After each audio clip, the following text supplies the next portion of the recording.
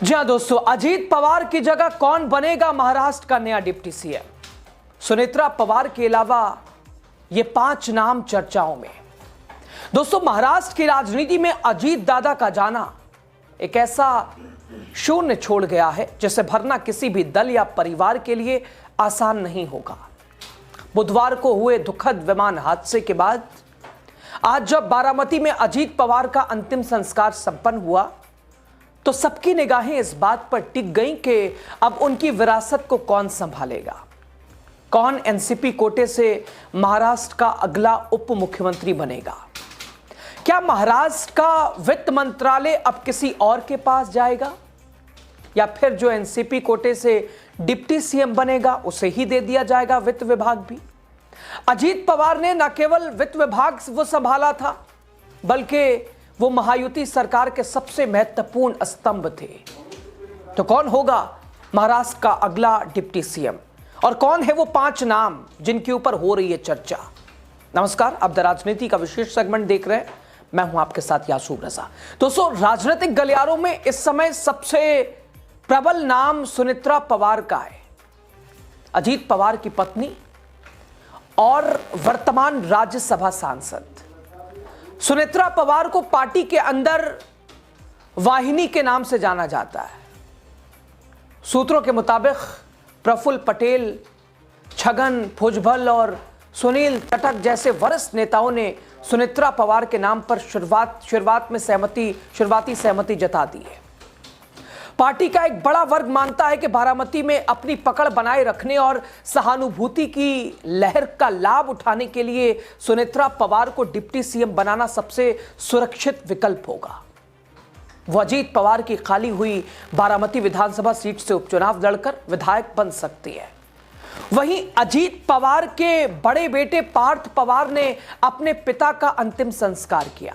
हालांकि वो परिवार के स्वाभाविक वारिस माने जाते हैं, लेकिन लोकसभा चुनाव में मिली हार और प्रशासनिक अनुभव की कमी उनके आड़े आ सकती है। पार्टी के कुछ कार्यकर्ताओं का मानना है कि उन्हें संगठन में अहम पद देकर तैयार किया जाना चाहिए, लेकिन सीधे डिप्टी सीएम की कुर्सी देना जल्दबाजी हो सकती है।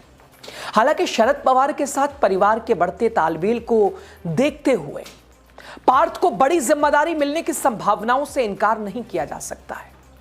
दोस्तों, इन 2 नामों के अलावा और नाम हैं जो डिप्टी सीएम की रेस में हैं। 5 और नाम हैं। दोस्तों, आपको बताते हैं वो 5 नाम कौन कौन से हैं। पहला, प्रफुल्ल पटेल, कार्यकारी अध्यक्ष। दिल्ली की राजनीति में मजबूत पकड़ रखने वाले प्रफुल्ल पटेल पार्टी के संकट मोचक माने जाते हैं। वो गठबंधन के सहयोगियों और बीजेपी और शिवसेना शिंदे गुट के साथ कोऑर्डिनेशन बनाने में माहिर है और अगर पार्टी परिवार के बाहर के चेहरे को चुनती है तो पटेल सबसे भरोसेमंद विकल्प हो सकते हैं। दूसरा, छगन भुजबल, ओबीसी चेहरा। महाराष्ट्र के पूर्व उप मुख्यमंत्री और कद्दावर ओबीसी नेता छगन भुजबल के पास प्रशासनिक अनुभव का भंडार है। वो आक्रामक वक्ता हैं, विपक्ष का करारा जवाब देने की क्षमता रखते हैं।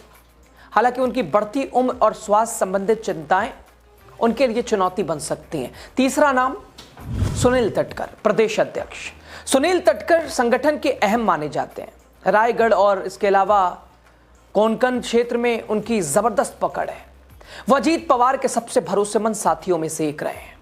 वो सरकार और संगठन के बीच सेतु का काम कर सकते हैं। दोस्तों, चौथा नाम, धनंजय मुंड, युवा और लोकप्रिय चेहरा। दरअसल बोंड से आने वाले धनंजय मुंड के पास जबरदस्त जन समर्थन है। वो अजीत पवार की कार्यशैली की कार्बन कॉपी माने जाते हैं। दोस्तों, अगर पार्टी किसी युवा और गतिशील नेतृत्व की तलाश करती है तो मुंडे एक डार्क हॉर्स, छुपा रुस्तम साबित हो सकते हैं। दोस्तों, अगला नाम, दिलीप पाटिल, अनुभवी, प्रशासनिक, शांत स्वभाव और गहरा कानून समझ रखने वाले वलसे पाटिल पवार परिवार से बेहद करीब हैं। पूर्व में वो गृह मंत्री और विधानसभा अध्यक्ष रह चुके हैं। दोस्तों, सरकार चलाने की उनकी समझ निर्विवाद है। दोस्तों, डिप्टी सीएम कौन होगा इसका अंतिम फैसला महायुति के साथ एकनाथ शिंदे और मुख्यमंत्री देवेंद्र फडणवीस के साथ विचार विमर्श के बाद ही लिया जाएगा। बीजेपी नेतृत्व चाहेगा कि जो व्यक्ति डिप्टी सीएम बने वो आगामी चुनाव में वोट दिलाने की क्षमता भी रखता हो, प्रभावशाली चेहरा हो, उसकी पकड़ मजबूत हो, असरदार हो। देवेंद्र फडणवीस और अजीत पवार की ट्यूनिंग बहुत अच्छी थी। ऐसे में फडणवीस भी अपनी पसंद के किसी नाम पर मोहर लगा सकते हैं। अजीत पवार के निधन के बाद बड़ा ट्विस्ट शरद पवार का रुख हो सकता है। चर्चा है कि दोनों एनसीपी गुटों का विलय भी हो सकता है। और अगर ऐसा होता है तो सुप्रिया सुले या शरद पवार द्वारा सुझाया गया कोई नाम भी चर्चा में आ सकता है। इन 5 नामों के अलावा हो सकता है अजीत पवार के भतीजे रोहित पवार भी डिप्टी सीएम के तौर पर उभर सकते हैं, लेकिन उनकी संभावनाएं कम है, इनकी संभावना कम है। बारामती की जनता और कार्यकर्ता ये चाहते हैं कि पवार परिवार एकजुट रहे। फिलहाल गेंद एनसीपी के कोर कमेटी के पाले में है। सुनेत्रा पवार का पलड़ा भारी दिख रहा है, जो कि अजीत पवार की पत्नी है, मौजूदा राज्यसभा सांसद है और इस रेस में सबसे आगे वही है। होना भी यही चाहिए, क्योंकि वो परिवार और पार्टी को जोड़े रखने की क्षमता भी रखती हैं।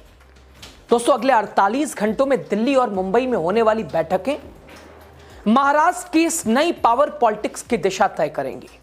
लेकिन यह देखना बड़ा दिलचस्प होगा, आखिर महाराष्ट्र का अगला डिप्टी सीएम किसकी मुहर से बनता है और यह तय करेगा एनसीपी में किसके कद को, क्या वो उत्तराधिकारी होता है एनसीपी का या अजीत पवार का, और इससे महायुति के ऊपर क्या असर फर्क पड़ेगा।